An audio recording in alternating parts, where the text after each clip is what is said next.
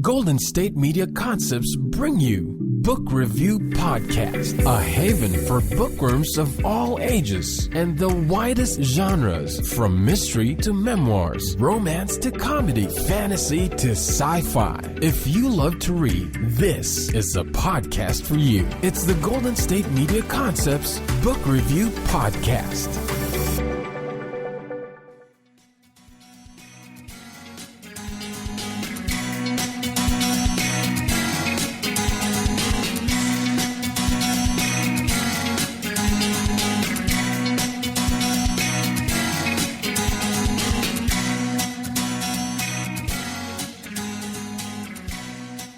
Hello and welcome to the GSMC Book Review Podcast, brought to you by the GSMC Podcast Network. I'm your host, Sarah, and I am happy to welcome you to yet another episode of the podcast. It is the 4th of July week here. Well, I mean, it's the 4th of July week everywhere.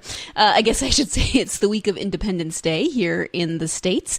So if you are a listener from the States, happy 4th of July week. If you have the week off, that's awesome. I hope you're having a wonderful and relaxing vacation somewhere or not somewhere. If you're staying home and hiding from the world, I support that too. If you have tomorrow, tomorrow off, then that's awesome as well. Enjoy your 4th. Please be safe. Wear a lot of sunscreen.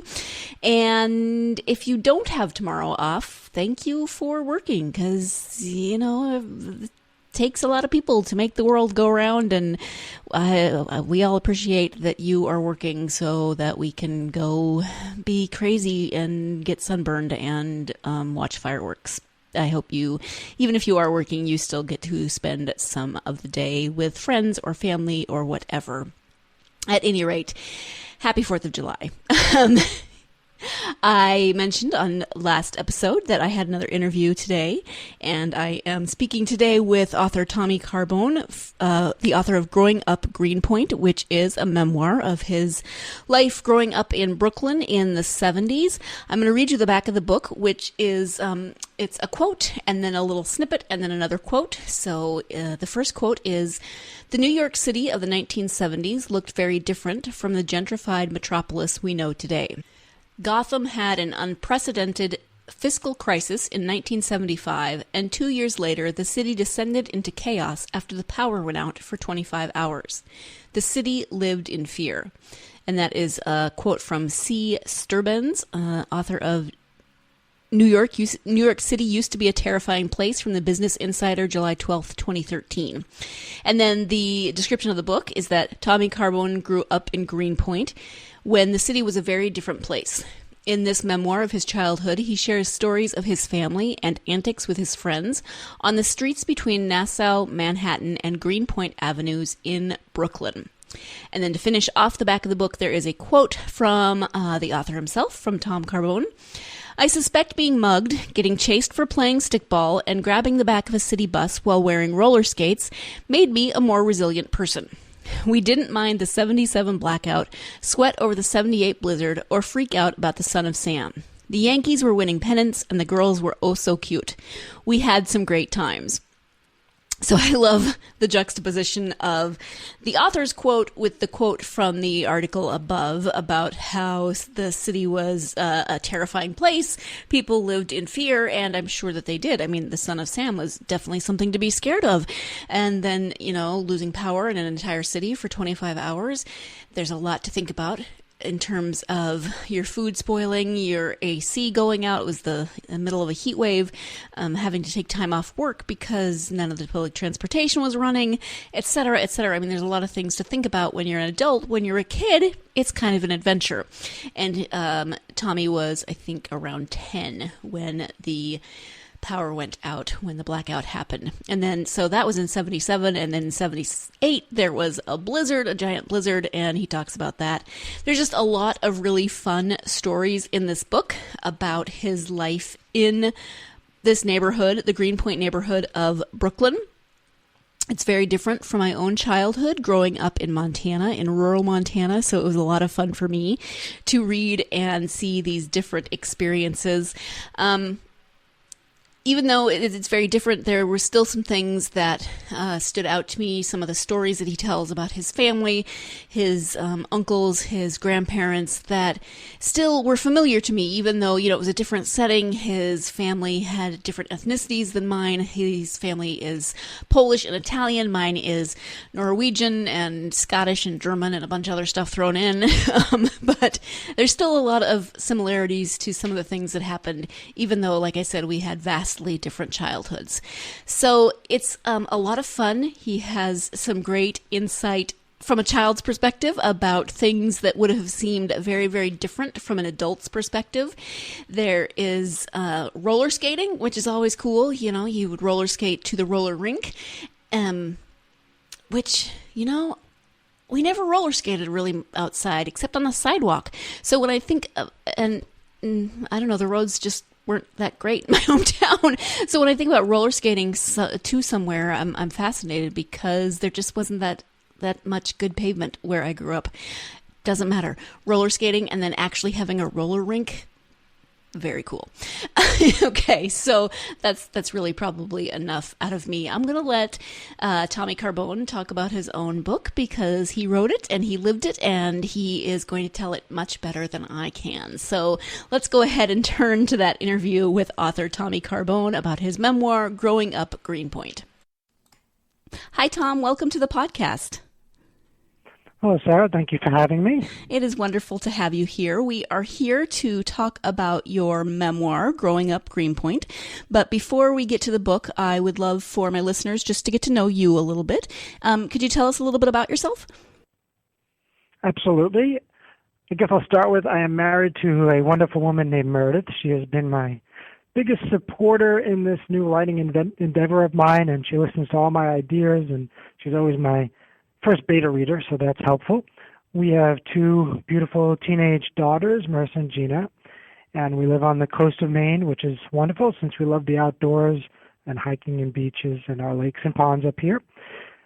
As far as background, I started out as an engineer and a manager, so I am a high-tech kind of geek person, but I've been fortunate to travel a great deal around the world, which has given me a lot of material for different stories that I've been writing about, and for the past few years, I've been playing this weekend writer person, capturing those stories from my travels and observations on life in general, and that led me to this recent book, Growing Up Greenpoint.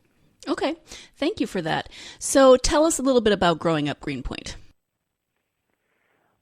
Well, it is, as you mentioned in the intro, a memoir of my childhood years growing up in Greenpoint, which is a neighborhood of Brooklyn, which is the most populous borough of New York City.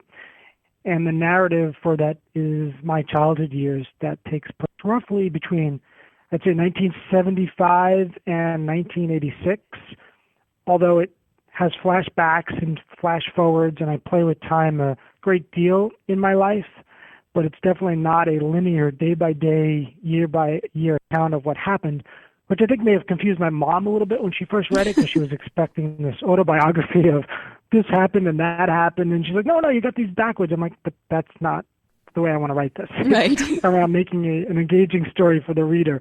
And so it's about putting those things together in a story type of timeline. That was kind of fun.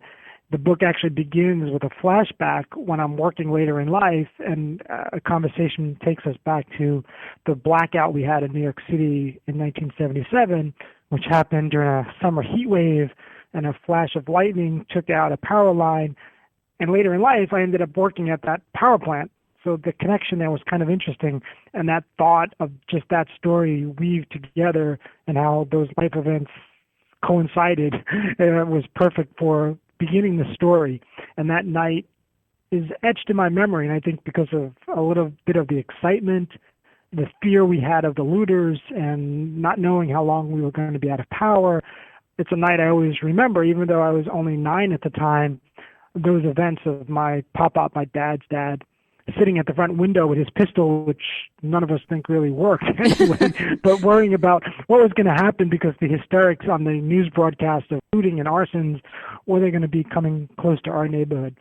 But the next day, It was still hot in New York City. It was probably close to 95 or 100.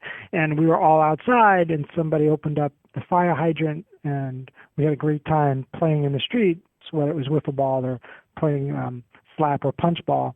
But then again, at night, when the sun went down, we still had no power. So there was a lot of the unknowns of what happened. Mm-hmm. And that's kind of the arc of the book. There's all these little stories and events that happened through my childhood, whether when I was in Greenpoint as a kid, or we were on vacation as a family, or playing with different cousins, or being involved with my uncles. It's the adventures we had and what we did throughout that time of my life. I'm going to interrupt here really quick, but you can see from the time that we've had with the interview so far that even though you may have grown up somewhere very different from Brooklyn, maybe even from the 1970s, there are still a lot of things that you maybe recognize in your own life or in your own family, and there will be more of that. We do have to take our first break of the podcast. When we come back, Tom will be talking more about his experiences. We'll be talking a little bit about his next memoir and some fiction books that he is writing. So stay tuned. You're listening to the GSMC Book Review Podcast, and I'll be right back. Still on the search of that one true love? On the limbo in this crazy world of dating, marriage, relationships? Well, listen to the Golden State Media Concepts Relationship Podcast, your one-stop podcast for everything about relationships.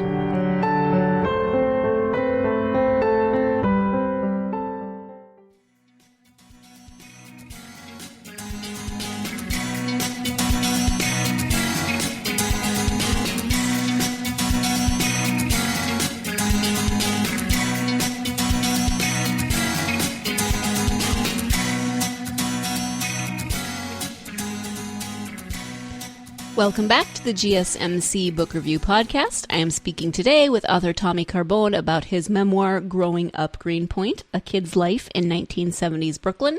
He has lots more stories to share, including a pickle garage. If you've never been to a pickle garage, I think you need to stay tuned. So let's go ahead and get back to that interview. The stories in the book are a lot of fun to read because, I mean, there's the blackout, and then you were also a child during a pretty major blizzard at that point. And so seeing it from a child's perspective is a lot of fun because then, I mean, I think we often think of those things from the adult's perspective, especially, you know, your parents, I'm sure, were worried about during the blackout. You talk about, you know, everything in the refrigerator going bad and how are we going to replace the things that have, you know, we can no longer use, and all of those things that parents have to worry about, and you were just having fun, enjoying the experience. Exactly. And that was a lot of thinking about that. I didn't remember a lot of those details until I started typing. And even my mom, when she read an early draft, she's like, wow, I forgot all about that. And how did you remember that? And I don't know if it was from conversations we had when I was a little bit older, or these memories just come floating back into your brain as you're typing. And all of a sudden you think, geez, this isn't going to be a story. I only have a couple sentences. But then pages and pages later, you're like, wow, I remembered all that. And it was quite interesting to go through that.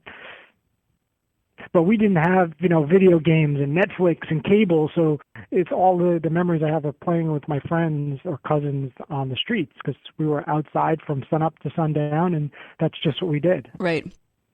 So what prompted you then to, you know, you talked about writing down stories. What prompted you to write a full memoir?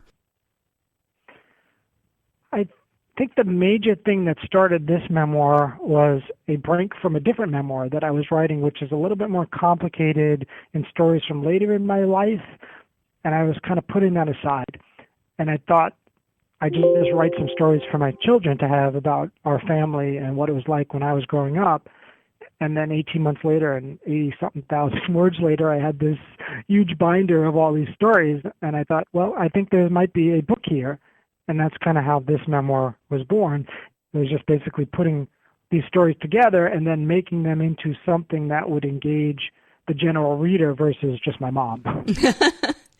Right. And in the book, there's a character whose name is Mickey, and he he's a coworker, and he tends to prompt you to kind of think about, these events that happen in your life. Is Mickey a real person? Is he a combination of people? Talk about the character a little bit. Mickey, yes, on both counts. He is definitely real, but yes, he's a combination of real people I've known in my life, kind of mentors, people I've worked with throughout my career. And I employed there a fairly common memoir technique of the composite character, mainly to protect the Mickeys, but I think some of them would have enjoyed, or I think some of them know who they are in the book, but they like that.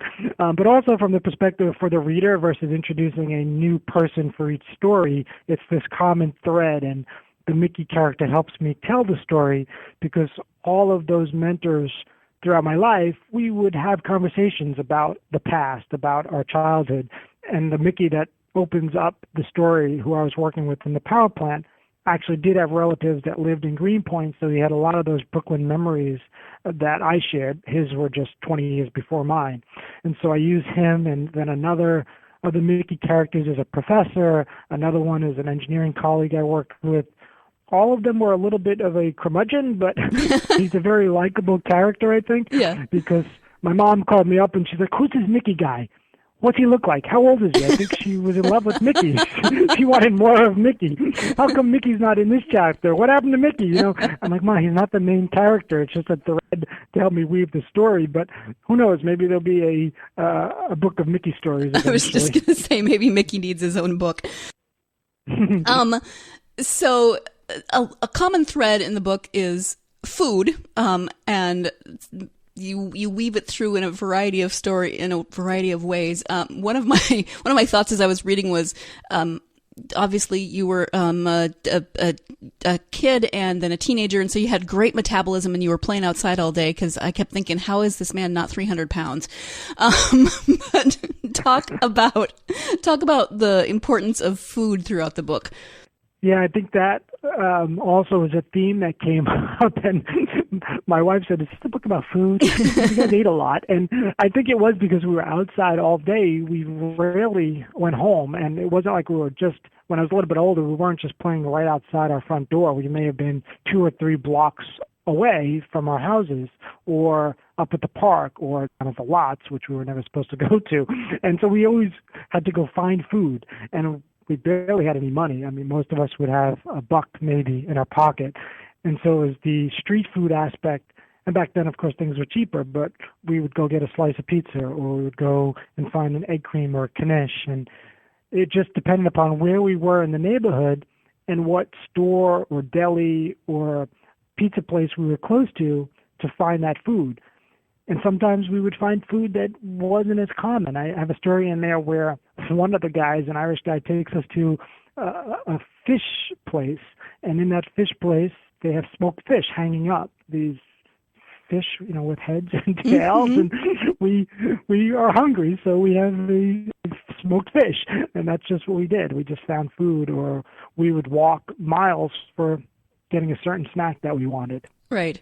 Yeah, it seems like there was just sort of food everywhere. I mean, the story about the pickles in the garage is foreign to me. I mean, I was like, okay, some guy has pickles in his garage, but it worked for you guys.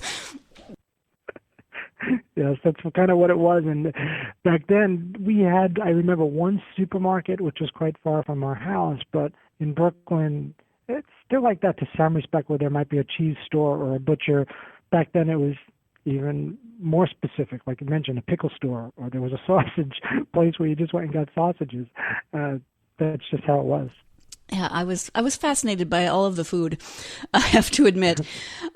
You also have a follow-up memoir coming out in 2019, according to the back of this book. So can you talk a little bit about that book? That was, I took a break from, because there's a lot to that one. The working title of that is most likely No Place Like Camp. And in the book, I connect a lot of travel stories from my time spent overseas for different projects, and I tie them back to our little piece of North Woods, Maine.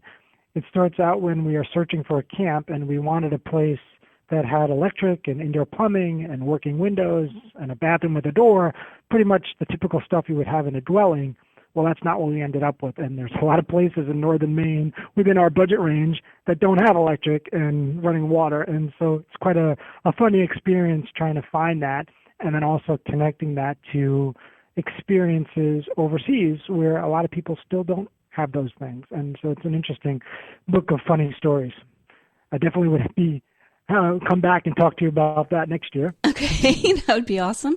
And when you say camp, I picture, I think, a different kind of camp, but it's more like a cabin. Am I correct? Correct. In Maine, everybody's going up to camp every weekend. And camps in Maine can be anything from a little shack on a shore to an elaborate 10-room house. It just depends upon a person's perspective of their camp. Okay.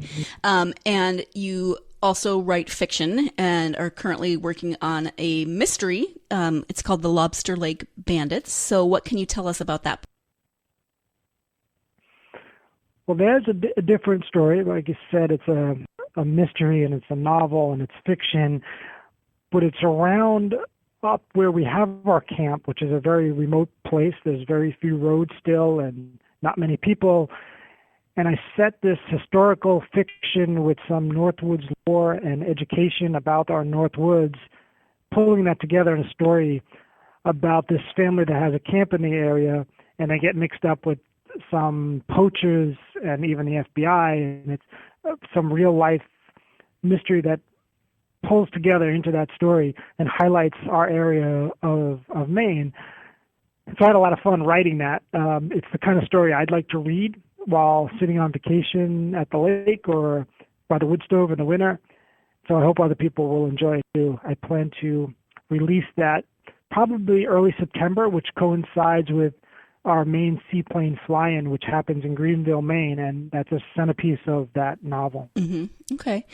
So you obviously have written both nonfiction and fiction. How is writing a fiction book then for you different from writing nonfiction, especially in memoir form? Well, certainly with fiction, it's all made up. And I had no idea where that book was going until the end. And writing that first fiction book, it was like, wow, that's what happens. And you get to the end, you're like, I didn't see that coming. And sometimes I would get up in the morning and start writing, and I had no idea where it was going. So that was a lot of fun. Versus with the memoir, it being nonfiction, I knew the end. I knew where I wanted to start. I knew where it had to end because it had to be true. But it was the middle, connecting all of that into some story that the reader would connect to emotionally, because I think emotion is an important part of a memoir for people to connect to it. But the challenge was putting together a story around that to make it interesting. With fiction, it changed a bit, and I went back and I added pieces, but for the most part, it was a surprise, even to me. And I don't outline ever any type of writing. I think in school we're taught to sometimes outline in structure, and I think that's just a surefire way, in my opinion, to kill the creativity or where you're going to end up. So I just type and type and type. What comes out ends up on the page. Okay. It's the rude interrupting host again. Time for our second break of the podcast. Although I do want to say that I'm always fascinated by the way authors write, and the vastly different way that they all approach it. I mean, of course, authors are going to write in different ways, and there's going to be as many different ways to write as there are authors. I am just fascinated to see how their processes work, if they're really structured, if they're less structured, if they're a combination of less structured and really structured. I find that fascinating. Maybe I'm kind of a book nerd, but I'm okay with that. So let's go ahead and take our second break of the podcast. When we come back, we'll be concluding the interview with Tommy Carbone. More stories, more talk about his books and what he's working on, etc., etc. So stay tuned. You're listening to the GSMC Book Review Podcast, and I'll be right back. Tired of searching the vast jungle of podcasts? Now listen close and hear this out. There's a podcast network that covers just about everything that you've been searching. Hey! The Golden State Media Concepts Podcast Network is here. Nothing less than a podcast bliss with endless hours of podcast coverage. From news, sports, music, fashion, cooking, entertainment, fantasy, football, and so much more. So stop lurking around and go straight out to the Golden State Media Concepts Podcast Network. Guaranteed to fill that podcast itch. Whatever it may be, visit us at www.gsmcpodcast.com. Follow us on Facebook and Twitter, and download us on iTunes, SoundCloud, and Google Play.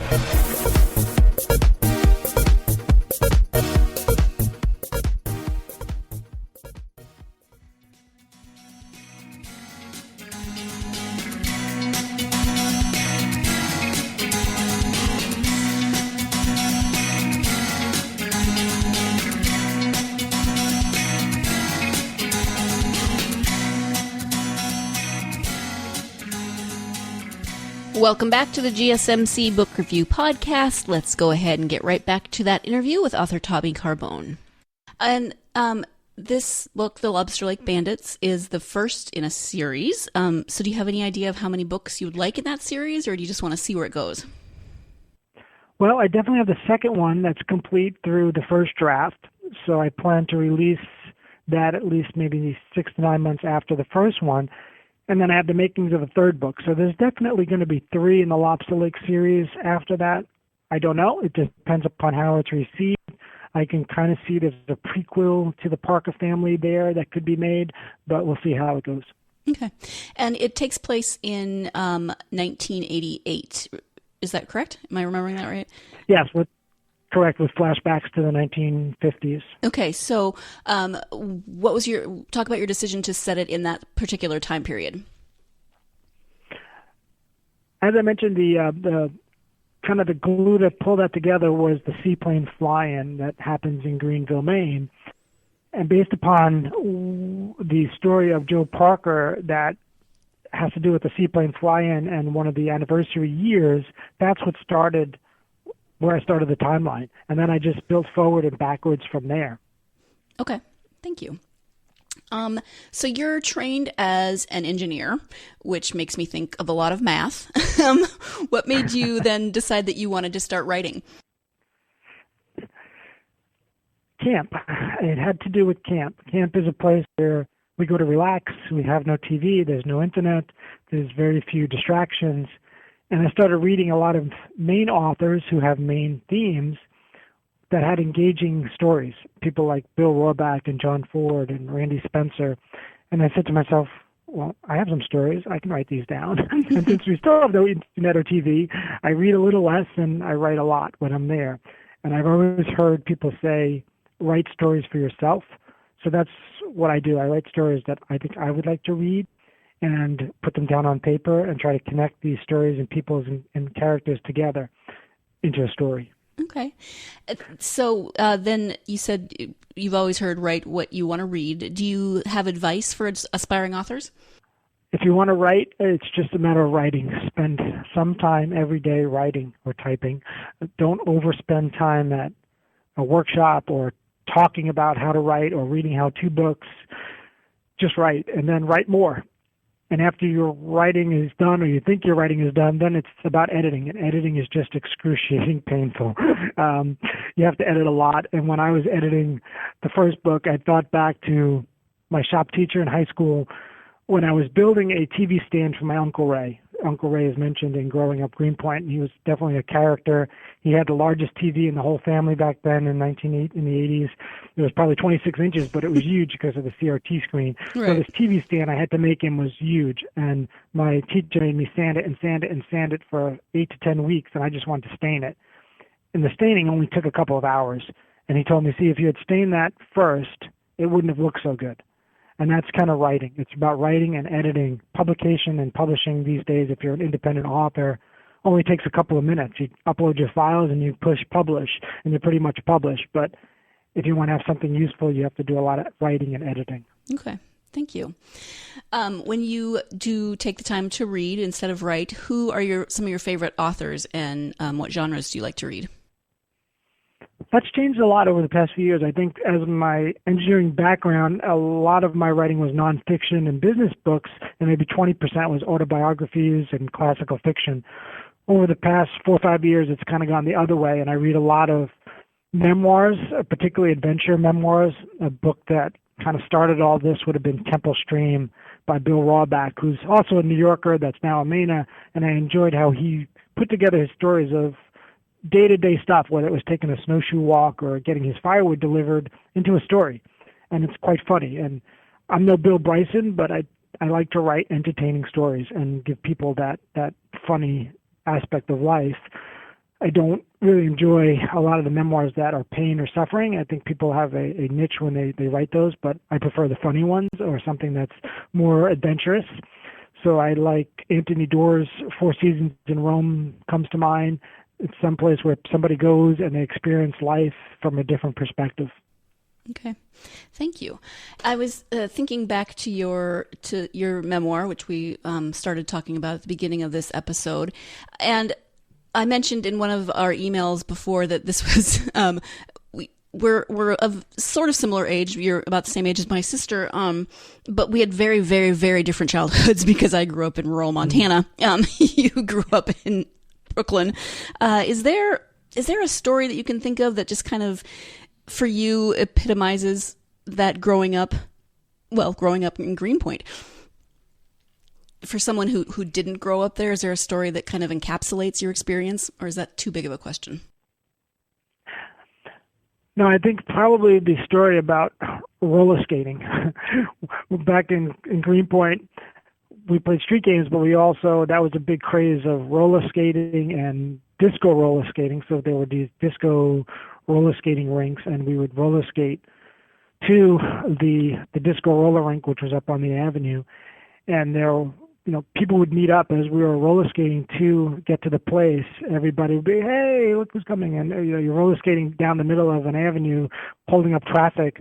And that is, for me, the epitome of what it was like. Because the roller skating time would start at 3 or 4 o'clock in the afternoon, and everybody was kind of like a commuter train of roller skaters to get there on time to meet up with the girls and have fun playing pinball and roller skating and eating French fries. And that was basically what we did. We just hung out together. Yeah. And it was, you're in the middle of a huge city, but it was really almost like growing up in a small town in some ways, it felt like. Exactly. And when I put the map of Brooklyn in the book, in the beginning of the book, there's a map of Brooklyn, and Brooklyn is huge. And Greenpoint's this little area at the top north corner of Brooklyn along the East River and the Newtown Creek. And my daughter said, "It's that small?" Yeah, it did. It did feel small back then because family was so close and there were so many relatives nearby and so many friends. Yeah. Well, I have to admit that I was one of those people that you talk about in the book who didn't realize that there were different neighborhoods. I mean, I guess it makes sense when you say it. I was proud that I knew there were different boroughs, but it does make sense that there would be different neighborhoods within those boroughs. I just never thought about it. So it was really interesting to read about a specific segment of Brooklyn. So where can people find you on the internet? Do you have a website? Do you have social media? Oh, absolutely. And I tell readers the first place to try or go to is the Amazon author page. So when you go on Amazon, you click on my name as the author. That will bring you to my bio and a video about the book and links to my books. But there's also a link to my blog. So my blog posts are there, but when you go to one of the posts, you'll get to my website, which then links to my Facebook page. So you can find that also at Tommy Carbone Author. I'm on Twitter at Tommy Carbone 212, and the 212 has significant meaning. That wasn't only our area code for our phone back then, but that was also my street number. And I didn't realize until I actually made that Twitter handle. I'm like, wow, I lived at 212 North Henry Street. So that's a little bit of a backstory about the book. I'm on Goodreads. And then for those that like memoirs, I would suggest people join the Facebook group, We Love Memoirs. And in that group, we have readers and authors that interact about different books, and it's a fun place to post and engage. Thank you. Is there anything that we haven't talked about that you would like for people to know about your books or writing in general? Anything that we haven't covered? I think the biggest thing is I like to hear from readers.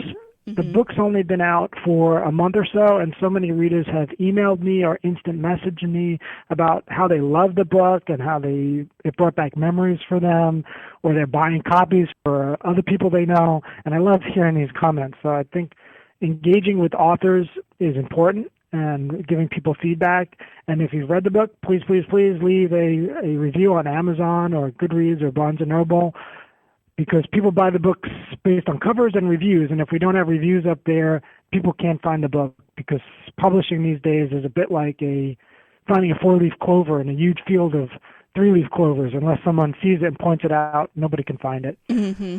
And this is back to the book. I said that it was very different from my own growing up, and yet when you said that people have commented that it brought back memories, even though we had vastly different childhoods, there were still similarities. My grandmother's Norwegian, which is different again from your grandparents, but all of my memories about my grandmother revolve around food. So as you were talking about your grandparents and Sunday dinners and those types of things, I kept thinking back to my grandmother. And to a certain extent, my dad's parents, who were German and had very odd food tastes, but food was, Yep.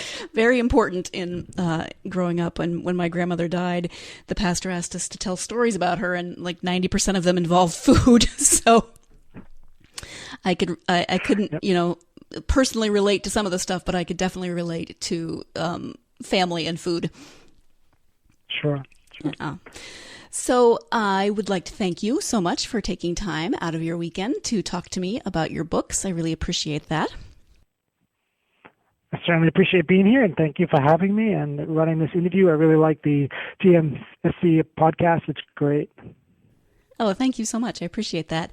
And so the book, again, is Growing Up Greenpoint. It is out now. I didn't ask. People can find it on Amazon, obviously. Where else can they find the book? It's also on Barnes & Noble. Okay. So Amazon and Barnes & Noble, and you've got other books coming out, and hopefully you'll come back and talk about those when they're out. That would be great. Thank you so much. I want to say thank you once again to my guest, author Tommy Carbone, for joining me to talk about his first memoir, Growing Up Greenpoint, A Kid's Life in 1970s Brooklyn, as well as his forthcoming books. If you are intrigued by the stories that Tommy told and want to know more about his life growing up in Brooklyn in the 70s, then this is your opportunity to enter to win a signed copy of this book, Growing Up Greenpoint. All you have to do is go to our social media, Facebook, Twitter, or Instagram. Those links are in the show description. Go to one of those social media pages and comment on episode 94, this interview. That's it. Facebook, Twitter, or Instagram, comment on the post that has episode 94, and you will automatically be entered to win a copy of Growing Up Greenpoint. So you'll have opportunities to enter. The giveaway will be open until, July 13th, and then winners will be announced on July 15th. So you have plenty of opportunity to listen to this interview, know about the book, go to the social media pages, and enter the contest. At any rate, thank you so much for joining me for this episode of the GSMC Book Review Podcast. Join me again on Thursday for more talk of books and books. Pretty much books. I hope you have a wonderful, happy, and safe 4th of July. Please wear sunscreen. Please drink responsibly if you're doing that, and please be considerate of your neighbors. If you are someone that likes to do fireworks, please be considerate and safe, and we should all have a lovely and happy holiday. Thank you again for joining me. Join me again on Thursday. Enter to win a copy of Growing Up Greenpoint. But in the meantime, I know you've got a lot to do. You got contests to enter. You've got 4th of July to celebrate. But take some time to get lost in a good book. Thank you. You've been listening to the Golden State Media Concepts Book Review Podcast, part of the Golden State Media Concepts Podcast Network. You can find this show and others like it at www.gsmcpodcast.com. Download our podcast on iTunes, Stitcher, SoundCloud, and Google Play. Just type in GSMC to find all the shows from the Golden State Media Concepts Podcast Network. From movies to music, from sports to entertainment, and even weird news. You can also follow us on Twitter and on Facebook. Thank you, and we hope you have enjoyed today's program.